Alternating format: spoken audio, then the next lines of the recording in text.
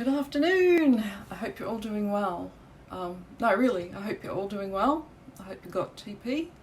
I hope you got food in the fridge, and that you're managing to stay away from too many people at once. I'm still going to work at the moment, but our school did close the doors to students, so all our teachers are this coming week going to be delivering their classes online, and it's all very new to them, the online space for this kind of thing, and even doing more, teachers are kind of used to working at home because they do a lot of report writing and marking and stuff like that, but actually delivering their day-to-day work from home is going to be a whole new thing for them. So I thought I'd do a little live video around that topic because pretty much I did mention yesterday in a post I did, I've been working my own businesses from home for about 20 years now, so I'm kind of used to the work from home thing. It certainly came with its challenges, and the number one challenge is the self-discipline involved in that. There's a pretty big difference between working your own business from home and having to work for someone else from home. I think when you're accountable to somebody else, to an employer, you probably are going to be a bit better with your discipline than when you work for yourself. But I think there'll still be quite a few crossovers and things that will apply.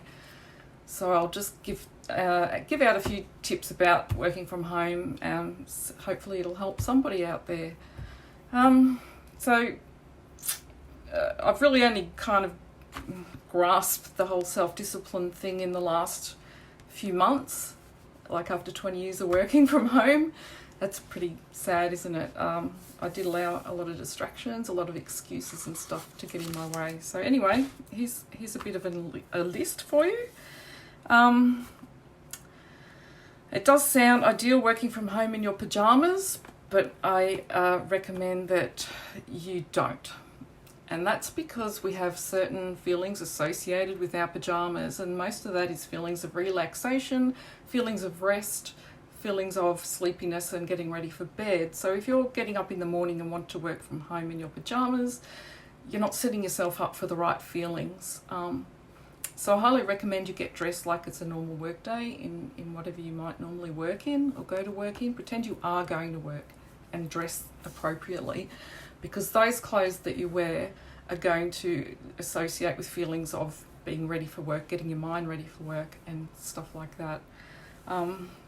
Make sure at the end of the day when you do tune out that you put PJs on then if you like, because it's really important to find a way to wind down at the end of the work day, and that goes with any day when you come home from work, but when you're actually working at home and then you're trying to wind down when you're working from home, it's a little bit more difficult, but it can be done.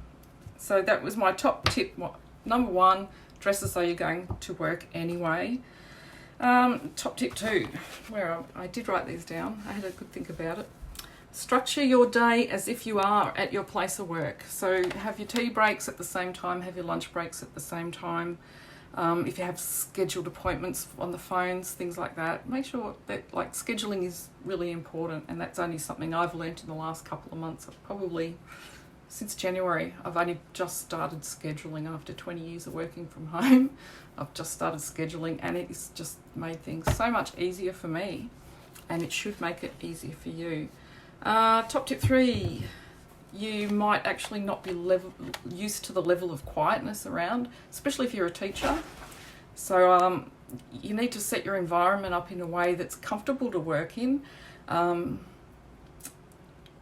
But if you're finding it too quiet, maybe some music in the background but in another room, even a TV but in another room, just to give that kind of background noise. Otherwise you might find it quite difficult to work. Top tip 4, reduce distractions as much as possible. This might be really difficult if you're trying to work with kids at home. When I first started my home-based business, my daughter was just about 1 year old, or maybe a little bit under 1 year old, and I had to work just around, when she had her sleep times, that's when I could work. At night time, that's when I did most of my work, which is why my main business at the time was called After Dark Bazaar, because everything I had to do was after dark. that's not an option if you're working for an employer who's expecting you to be around, say, 9 to 5, 9 to 3, whatever it is. So the distractions are something that you're going to have to control if you want to get anything done. You might have family or get excited, or friends excited, oh, you're going to be home, I'm going to drop in for a coffee. And I used to get people dropping in all the time, especially family, just because they think, oh, you're working from home, so you're free and available whenever we feel like it. But it actually is a big distraction. So try to avoid that. And at the moment, we're all trying to do the social distancing thing anyway, so you might not encounter that problem of people randomly dropping in. The other thing is not to do is don't do your housework. Like if you're sitting here, you're pretending you're at work for the day, and don't just go, oh, I've got to go do the dishes, or I've got to scrub the floor over here, or I'll get this done because I'm here anyway. Just get your work done, your actual work done, okay? What is it? The kids at home thing, that's a really hard one to get around if you have to be in attendance. It depends on the age of your kids. If you have an older child that can take a bit of responsibility babysitting for a while, that's great. If you have a partner at home that you could do a tag team thing, that's great. You might have to have special considerations with your employer around this, because there's nothing worse than trying to deliver content to people when kids keep coming in and out and distracting you and going, Mom, Mom, Mom, and especially young kids. It's not fun for you, and it's not fun for the people you're trying to serve. So try to put something into place to help control the children, and I don't have a really good solution for you. You're going to have to work it based on how well you know your kids, the circumstances you have, and who you have available to help. This is where a bit of discipline comes in just so handy too. Having kids who will actually listen and do as you ask will be kind of quite good. But this is a novelty for them too. If they're not used to being home during the workday and not used to having you around on a workday, they're just going to love it. They're going to want to climb on you and distract you like nothing. So worst case scenario, you might just have to take leave from your employer and say, I just can't do this. I have no other option. Top tip 5. Oh yes, talking back again about setting up a space to work in. If you don't already have a home office and desk and everything, then you're going to need to set an area up so you can possibly use your dining table if it's not too much of a heavy traffic area. If you don't think you're going to get distracted by things in the kitchen that need doing, even just a camp fold-out table in a room that doesn't get used much, and a kitchen chair might help. Just do what you can to set up a space. Don't do it in front of the TV. Don't do it in your bed. Like, these places are associated with different feelings, different things that you do, and you'll probably not get as much work as you want done being in those areas. Top tip number 6. This is a hard one. Being so close to your own fridge and pantry can be tempting, and it can enable procrastination. And I actually used to find this a lot when I worked from home. I was a smoker at the time for the first 10 or so years. So every time I'd get a couple of minutes of work done, or even 20 minutes of work done, I'd be like, oh, I'll go have a cigarette now. It was like I was constantly rewarding myself for getting something done. And that can happen too with food.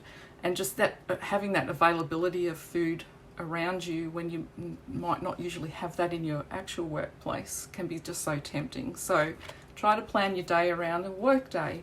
What would you normally have for your morning, afternoon tea? What would you normally have for your lunch? And have them pre-prepared maybe the night before so they're ready to go. Have plenty of water, like filtered water, ready to drink. What else? You can eat healthy, and actually I would encourage eating healthy during this time, because there's a lot more stress around at the moment and our bodies are reacting to it. I know mine is. I'm trying really hard not to, but my anxiety levels are right up here, even though I think, this will, we'll get through this, this will all blow over, not blow over, but we'll deal with it. But subconsciously, my levels are really high. So right now I'm just drinking so much water, I'm taking lots of vitamins, I'm taking my herbal tonics, I'm trying to breathe properly, and I'm finding I'm really not breathing properly. Just trying to put things into place. The things helping me most at the moment are the vitamins, the healthy food, and some essential oils, and without them I don't know where I'd be.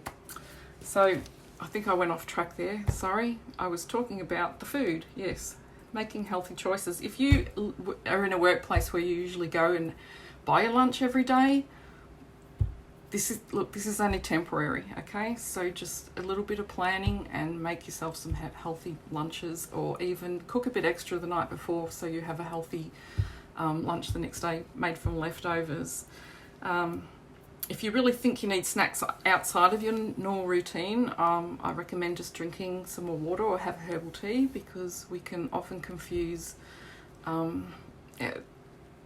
being hungry, or being hungry really means we're actually thirsty. So get some hydration going. Top tip number 7 is don't forget to move. Regular screen breaks.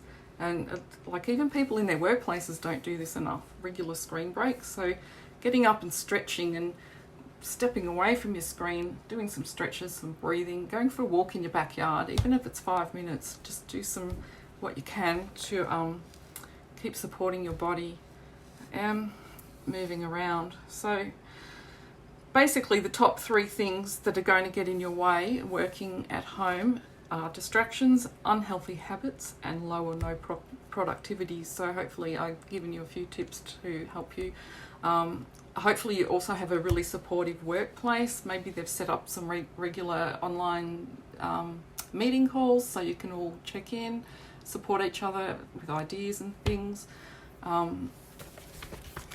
That's probably one of the most important things. I know our school has heaps of things in place to support the teachers.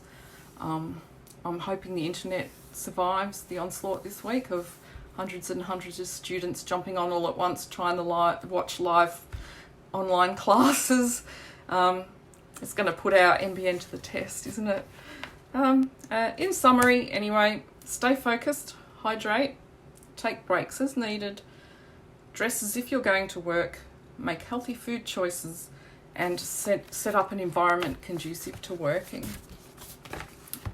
I hope that's been helpful to someone, and I hope you're all staying well, and I will talk to you again soon. And thanks for watching, Josie and Eric. Bye.